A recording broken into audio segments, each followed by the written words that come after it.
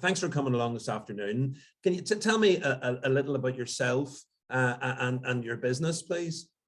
Well, I've been in advertising and marketing for a long time now. I started off, my dad was in advertising, and so I grew up with it. And he worked for a group agency. He didn't own the business, but he worked for a group agency. But that meant that I started really going in and doing bits and bobs from I was about 15 or 16. And then summer jobs, and if there was ever an emergency, they needed a van driver after I got my driving license. And then, so I could do every job in the agency, including in the summer, I was the receptionist. I was a very attractive young receptionist at the age of about 19. So, but I got, and each step was a learning curve. So, I mean, in the days pre-computers and things, whenever it was learning, but also meeting people and dealing with people and understanding how other businesses work, which is the great trick of advertising.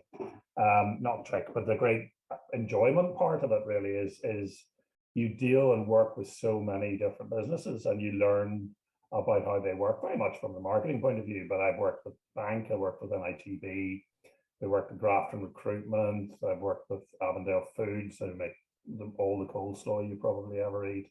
A whole range of businesses in the public and private sector. And that experience has just been very enjoyable, I have to say, as well as very rewarding. And I mean, the ad business was very pitch oriented, so it was very competitive. And it's great. I mean, if you don't win them, it's a bit of a downer, but it's great because the Northern Ireland advertising, well, and we'll touch on this a little bit later, it's changed completely. But it was very competitive, very talented, and so we would go head to head with other agencies, and if we were able to win a big one, so we won Northern Ireland Tourist Board in a big pitch, we won Ulster Bank, and they were very exciting and very adrenaline driven, and sometimes you have to, I would have done the bulk of the presenting, and my job in the agency was the strategic thinking and what that means, and planning in advertising. What that means is thinking about the consumer. It's thinking about the end user of the products and the services that are being advertised and what are the actual benefits. And if anything, there's a weakness in marketing at the moment. It's people aren't maybe being educated enough on how to get to that point. That their marketing and communications are not just talking about themselves, but are actually, I call it audience first marketing. You start with the benefits to the audience and you work backwards.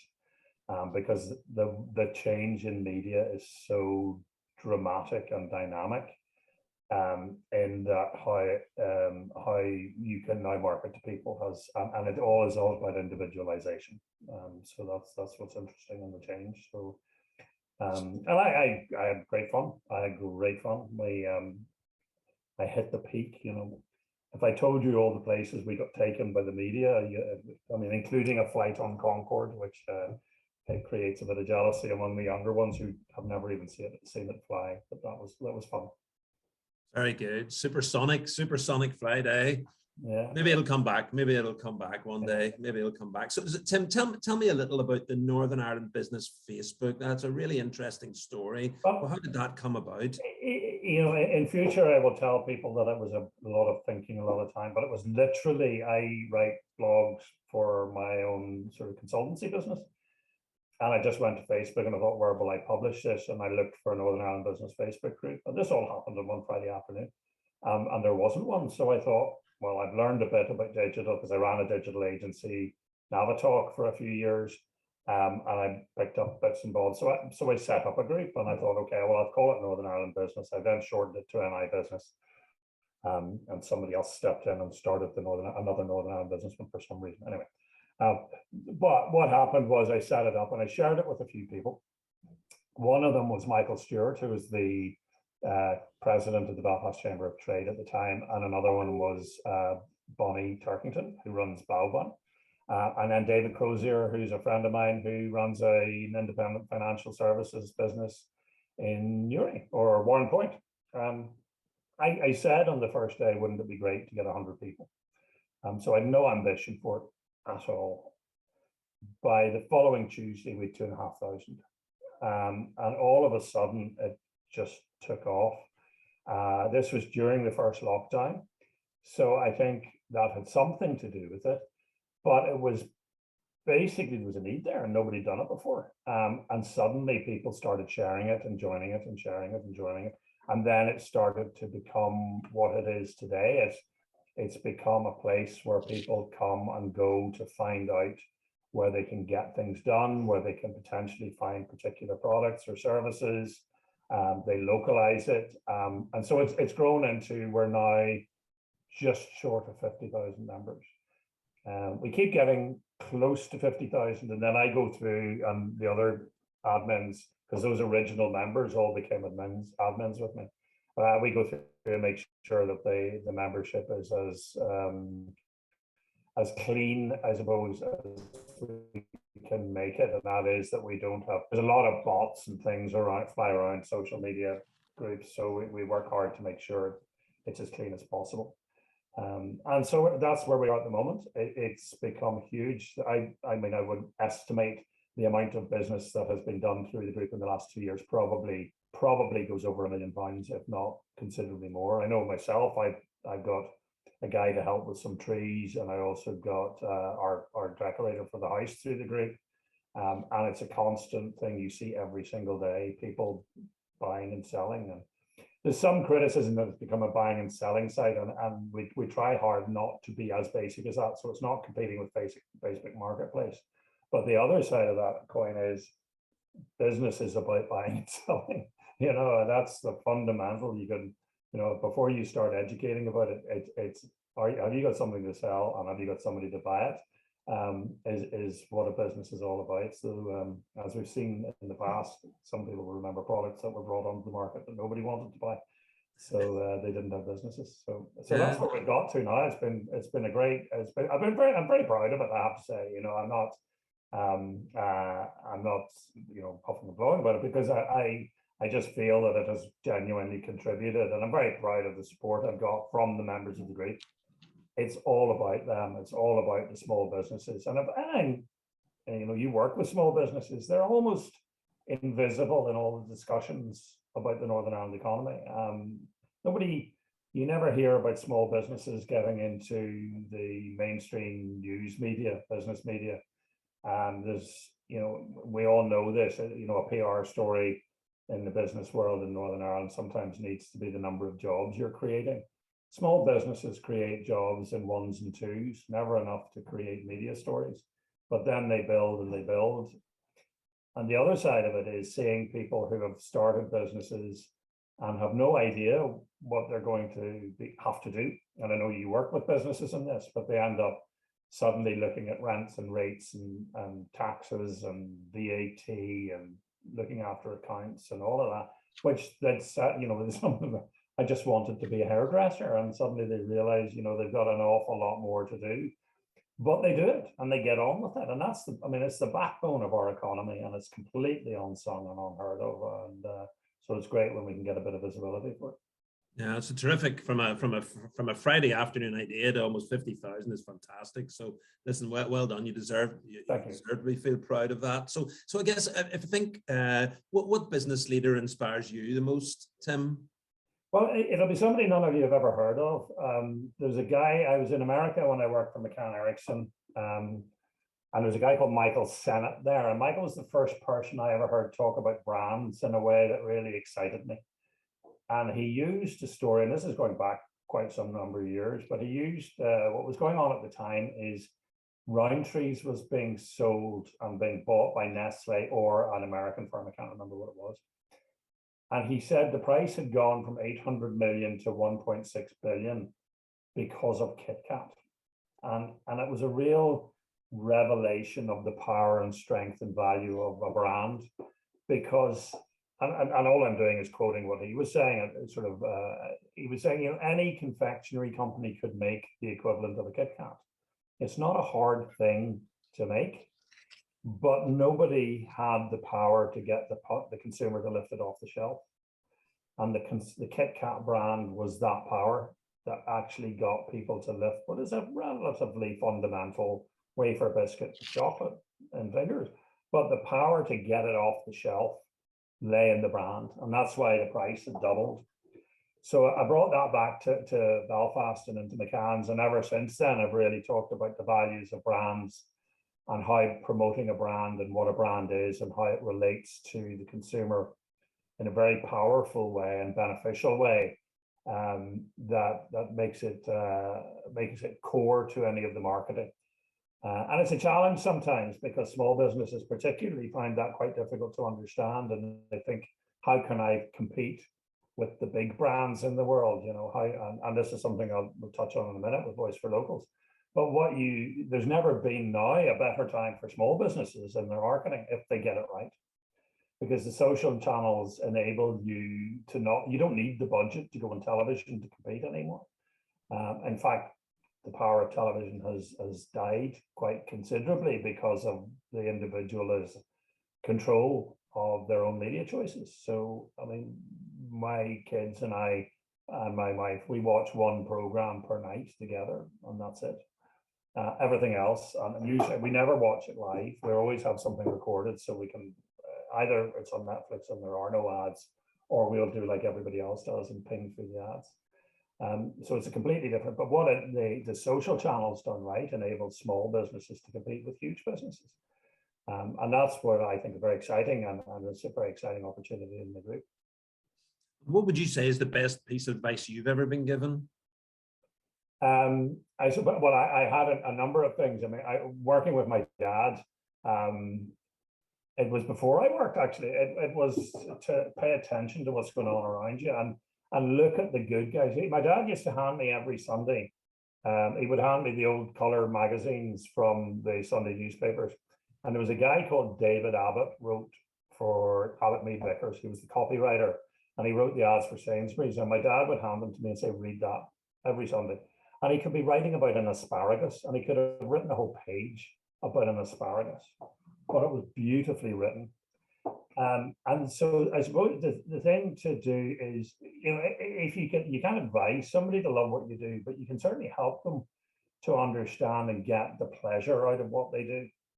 And I think that's what, you know, whenever you're saying advertising is great fun, it's hard to not like it. To be honest, you know, it's hard work, but it's, people overestimate that, you know, advertising is really hard. You know, it's hard work, but it's great fun.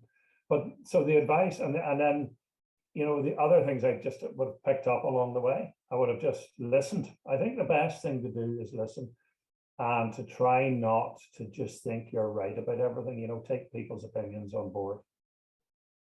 Good advice, good advice. And you mentioned about local voice. You know, how do you see things changing over the next 5 years for like the Facebook group and outside of that? Well, we're actually working currently with Voice for Locals. Is a government funded. It's funded by the central government in the UK, and it actually came along after we had tried something ourselves in the Facebook group, but we didn't quite have the momentum or power. This is funded by the government, and it's a whole system which is exactly where we need to go. It's the extension for all the members in the NI Business Facebook group to then start to talk and market to the wider community. I think local is the way businesses are going to go. I think they have to go. I think that when we look at tying a lot of threads together, so you look at what's happening with the environment, and you look at, you know, the fact that we fly strawberries in from Israel, or bring fruit in from all over the world. You know, I think whenever I was young, there was a strawberry season, and we looked, interestingly, we never felt that we were short of strawberries by not having them at Christmas. We really looked forward to enjoying them in the summer when they came along. But I think, you know, that the opportunities for local businesses are huge. I think Voice for Locals helps that small businesses have the data that the big businesses are already using day in, day out, and massively. And small businesses can't compete with that on their own, but they can when they all work together with Voice for Locals. And when you hear that, you know, there's talk of there being 500 Amazon vans on the roads in Northern Ireland. Amazon, I think businesses need to realize Amazon are not stopping. You know, they're not sitting back and saying, well, we'll let you have that. Well, you know, the small businesses in fashion will leave you alone. Or, you know, the people even buying things like regular grocery products, they want it all. And fair play to them. You know, it's a competitive world, it's where we live. But small businesses need to up their game and realize that this is going on. And and put a bit more time, and it's not a cheap commodity in a small business, so I don't say that lightly. But the one thing I genuinely think needs to be thought a bit more is marketing's always put on the back burner, investment wise and time wise. And it's all very well to say, yeah, oh yeah, I have time to do that. You need to create and make the time, because it's, I would say this, of course, I think it's the most important thing in a business in 2022, because nobody knows about you and nobody knows what you sell. They ain't going to buy from you. And it's very, very easy for them to find products and services online. So you have to be there. You don't have to be online. You have to be visible. They have to know you're there. And that's where Voice for Locals comes in. But I think as well, they need to be thinking, we can't just let it drift by. It takes a bit of time, a bit of energy, and a bit of learning. But again, it's something I've probably talked too much. But the one thing in my career was that people don't understand to this day how advertising works, but they all know how to do it. And that's the problem with it. Seeing it on TV, or they don't want to invest in it, or that somebody who they think knows about it in the business already. It's a very technical subject when you get good at it, and I mean that both in the tech side of technical with Google and Facebook, etc., but also the strategic part of it, the thinking about what you're actually saying to people to make them buy from you, because what you're trying to do is change behavior, and that's not easy, but everyone seems to, it's just not given enough attention. I can see some books behind you there, Tim. What would you say is, if you had to pick a favorite book that you've ever read, what would it be? Well, my favorite book that I've ever read is Catch-22 by Joseph Heller. But I go through phases there. You'll see behind me, there's a lot of film books about the film industry, because I was on the board of NI Screen for a number of years. And I'd always been interested in film. Again, changing times. We were a generation that didn't have choice, so we ended up having more education. We would have seen more different films than people would see in this day and age, when they can rewatch Friends from now till Christmas. And I still read a lot about politics and history. So my hero in history is Napoleon, believe it or not. He was meant to be quite small and I'm quite tall, but he was a fascinating character and much misrepresented in British history. But he was the first person to use people based on talent and create a meritocracy. Fascinating man. So I do read a lot around there, and I still read a lot of history as well. I enjoy it. Brilliant, really good, really good. And what would you say is the biggest challenge currently facing business at the minute? Well, obviously the cost of living crisis. When you look at the basics, you've got costs. So what do you do about those costs? Well, you have to then cover those costs. So you have to get more customers through the door, and you have to reduce your costs by increasing your turnover without increasing your costs. So that's always going to be the challenge. The challenges are numerous, but that's the fundamental one at the moment. And that goes back to, how do you take advantage of what is out there? It sounds like this is all a sales pitch. It isn't, but with Voice for Locals, with social media, with the opportunities to get more customers, you have to work hard to get them, because there's a lot of people competing for them. So the biggest challenge is for small businesses always to keep going. The time is always a pressure. There's getting employees is becoming even more difficult in particular sectors. There's a lot of people being employed in IT by businesses that have come into the market and are paying way above what small software companies in Northern Ireland would expect to pay. So there's a lot of challenges. Who would have thought that we'd be facing almost full employment and you can't actually get hold of people? So it's very difficult, but out of those difficulties, there's always opportunity. That's the great thing about business. I mean, we've heard of, I don't want to get political, but we hear, oh, the challenges for business. The one thing about business, and small businesses as well, face the challenges, they overcome them. They find ways, they look at ways, they discover ways. There's a lot of forms to be filled in. Okay, put a system in place. Let's make sure we can systemize that, so we're not faced with something new every day. It's always difficult. I mean, I'm completely terrible at running a business. And I'm just, it's not something I find at all easy. I'm, left field stuff. I can do it's relatively straightforward, but faced with forms and filling in and accounts and things like that, I find that really, really tough. It's just not in my nature. I did actually say to have a very good friend in Invest Northern Ireland that said, what you do is you ask for people to be innovative, and then the first thing you do is you give them a lot of forms to fill in. And those are like different people altogether, and they genuinely are. There's not one better than the other, but they're very different mindsets.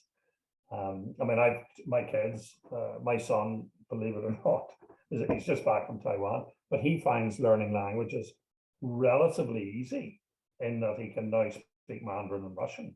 Now, he wouldn't be doing that if he didn't have a talent for it. You could ask me to learn one sentence in Chinese, and I would be struggling with it after about 3 or 4 months. It just doesn't come easily to me. So I think the other thing is, if we can sort of take this away, is use the right people. Even if you're a small business, don't expect somebody who's never done something before to suddenly come in and be able to do. And I talk about marketing, and I hear this: oh, so and so's on Facebook all the time, therefore they'll do our marketing. That's not marketing. That's not thinking through product, price, performance. One of the things in Voice for Locals is all about customer experience. How do you build and grow and improve your customer experience so that person comes back? And it's one of the questions I asked earlier in the group. I said, for all this, for all the talk about Amazon, you have to ask yourself, do you do as good a job as they do? And for a small business, you have to say, do you follow up with an email? Do you ask people for what they think about you? Do you offer them the products that they like? All those things that Amazon do. And then you realize that's the competition. That's what they're up to. They're not backing off, and all they do is improve all the time. So it's a challenge, very much so, but it's a doable challenge. And Voice for Locals sounds like a really exciting opportunity for smaller businesses to embrace in Northern Ireland. Is there anything you'd like us to include in the newsletter to encourage a take up of that? Yeah, I'll share with you. I'll share with you a link. It's very simple. People can come on, fill in a form. They then they'll arrange a phone call. We'll follow on that, and we'll help people, talk them through what to do with the app. And then what we'll be doing in the Facebook group, and we can share it with your network as well, is we're going to be doing some training videos just to help people understand how to get the best out of it. And it'll enable people to do loyalty schemes, to reward good customers. It'll be able to get reviews, to follow those reviews up. Also, the thing is to find out and get a trigger if there's a negative review. People always love great reviews. Sometimes the bad ones are the more useful, because you do something as a response. It's a great book called Black Box Thinking by a guy called Matthew Syed. I don't know if you've read it. I've seen it. Fascinating read about how to use problems to create solutions. Almost counterintuitive. He's a terrific writer. I've read several of his books. But that opportunity, unless there's a problem, you're not going to be looking for a solution. So again, sometimes it's the bad reviews or the bad comments or the bad feedback. And if you don't want any bad, but if you get it, you can get in touch with people and stop them telling everybody, because I'm sure we've all been in the context where we've been chatting to a friend who said, I would never go there again. So if you can avoid that, more is the better. Yeah. Good. That's brilliant. Listen, Tim McKane, founder of the NI Business Facebook, legendary founder of the NI Facebook, and champion of Voice for Local. Listen, thanks very much for your time. It's been great to hear about you, your story, and how you see business developing in Northern Ireland over the coming years.